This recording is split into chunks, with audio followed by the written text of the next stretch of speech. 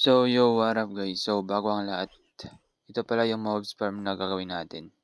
Hindi ko lang na-record yung paano ko dito, yung pag-gather ko ng ng mga stone, pero ito na yan. Sinimulan ko na.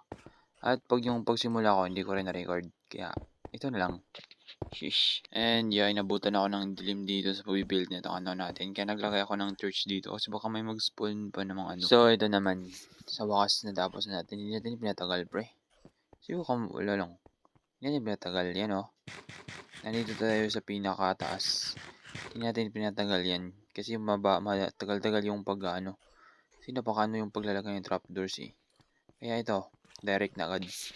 So, yung tanong, gumagana kaya? So, dito man, lumayo muna ako saglit kasi napakadaming nag-spawn doon ng mga mobs. Parang sa Nisari may creeper, may spider, may zombies. Kaya lumayo lang muna tayo para ma-despawn yung mga yan. Buhanak na mga yan. So, ito, babalik na ako dito. Kaya check natin kung ano yung ng mobs farm natin, kung gumagana ba talaga to, pre. Ay, may natira pa palang zombies dito. Buwanak, hindi pa kayo naubos, hindi pa kayo na-respawn, buwanak ka.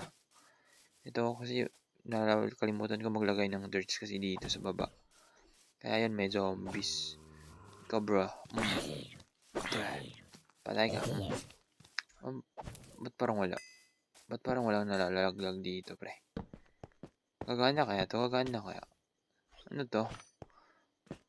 Sana naman Ay, ayan. Nice one, nice one, nice one. Gumagana. Gumagana naman ng maayos, as you can see. So, yeah. Ito na. At ito naman. As you can see, sobrang efficient ang magpa-farm ko dito. Safe na safe ako dito. Tapos, lagyan natin dalawang block dito para additional. Hindi tayo masabugan ng creeper. Ayan, no. Tapos, yan. Wala na. Patayin ko na sila dyan. Sobrang efficient nito man. Yan, no. So, kung nagustuhan mo naman tong video na to, make sure na mag-follow ka.